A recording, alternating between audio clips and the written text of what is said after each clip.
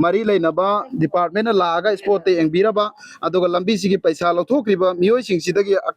लोगी ओइबा मतेंग लौबीरगा अखोय लंबी सि सेंबीबा करीगुंबा 1 वीक सिदा 7 days सिदा सेंबीद्रगदी अखोय हाई अथॉरिटी हाई तारगा इवन गवर्नर फॉरवा यौबी याय अदु यौरगा अखोय हारिबा मिसिंग सिगी मथक्ता लीगल ओइबा एक्शन लौखतनाबा प्रोसेस तौरगनी ngasi yai faraba Monday tang taraga nithoi Englishingani kuntaruk numit asida United Meitei Pangan Youth Organization Ompiogi as a president Riyazuddin Bogi mayum ahagna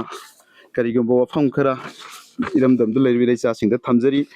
madudi irong to hangul phawbada leiriba lambi thong asi aduki matik phataba amadi lambi sing asida susu sudana paisa lokthokkiba ठिकादार सिंह अमदी इखोगी मरी लेनब department दा चेनरी बमियोय के आमसु थोलई मसी अखोयदा प्रजाना complain थांगलपनी organisation दा मसी गिसे अमतंग action बियो पैसा लौथोखरे लौथोकते हाइबगी सये नब लेबा दो अखोयना डिपार्टमेंट दा चचरगा डिपार्टमेंट दा हंगबदगी इरोंग तो हंगुल फौगी लंबी थोंग असिदा लेरमिसिदा अखोयगी थोंग अमा लई आलेदेल स्कूल मपादा अखोयगी मैंग इम्फाल टू हाइबोंग मखोंग समनबा थोंग अमा मसीगी थोंग असिसु कंप्लीटली पैसा लौथोखरे हाइबसिगी प्रूफ एविडेंस अखोयदा लैजै अदुबो थोंगदि लोइसंदरे थोंगसिदी अखोय 2024 22 गी 22 दा वाक ऑर्डर पीखिबनी अदु मागा सामिनबा थोंगसिंग अजांबा लोइखरे अदुगा हारिबा थोंग असिम लोइसंदरे अनिसुबदा अखोयगी इम्फाल टू कोपाट हारिबा लंबी असि किलोमीटर 9 न कोली अखोयगी खोंगमल हारिबा सिगा पुनसलगा किलोमीटर मसिंग सुदना मतमदुदा अखोय पीएमजीएसवाई गी थबक सुखिबनी अदुबो मसिसु अखोयगी लुपा लाख 25 लाख समथिंग हेना लौथोखरगा ngasi फावबा अखोयगी लंबी सि लुंग मरो मतादबिदा लेरी मसिगी सिंग सितनतना अखोयगी संथेल बोथ साइड अनिमक किसु मैक्सिमम अमाउंट खरा लौथोखरगा सिसु सुबिदे अदु कॉन्ट्रैक्टर ममिंग सिंग अखोयना कुमना थिजलोबदा केएस लैसाबी सिंग स्पेशल क्लास कॉन्ट्रैक्टर हाइना लेरमी महाकी ममिंग सि अखोयगी इम्फाल रिवर टू इको पास सिगी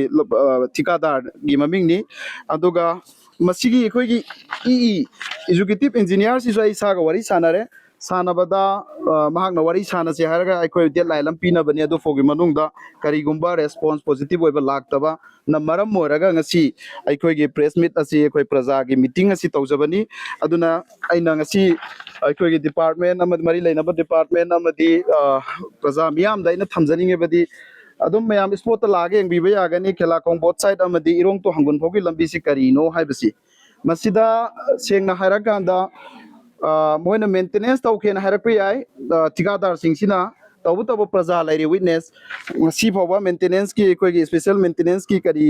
पैसा मोइना लौथोखरिबा 25-18 लाख सम अमाउंट पुसनबा सिगी सिंगी डॉक्यूमेंट अखोयदा लेजरे अदो लौथोखरिबा पैसा सिंगसिना थबक अमाफो तौरमदे हायबसे अखोय प्रजा अखोय विटनेस नि अदुना मसिगी सिदा करीगुंबा अखोयना 1 वीक कुंबा की मनुंग सिदा मरी लेनबा डिपार्टमेंट लागा स्पोर्ट एंबीरबा अदुगा लंबी सिगी पैसा लौथोखरिबा मियोय सिंगसिदगी लोगी ओइबा मतेंग लौबीरगा अखोय लंबी सि सेंबीबा करीगुंबा 1 वीक सिदा 7 days सिदा सेंबीद्रगदी अखोय हाई अथॉरिटी हाई तारगा इवन गवर्नर फॉरवा यौबी याय अदु यौरगा अखोय हारिबा मिसिंग सिगी मथक्ता लीगल ओइबा एक्शन लौखतनाबा प्रोसेस तौरगनी UMPY ओना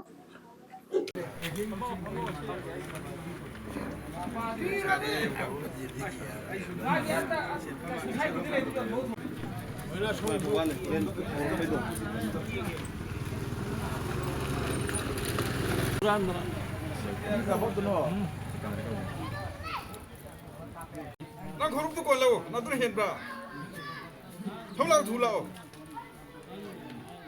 Allah hai to kang ye suna. Nung pra pra lo to puja nai la ko kham mo ya de khar tu na.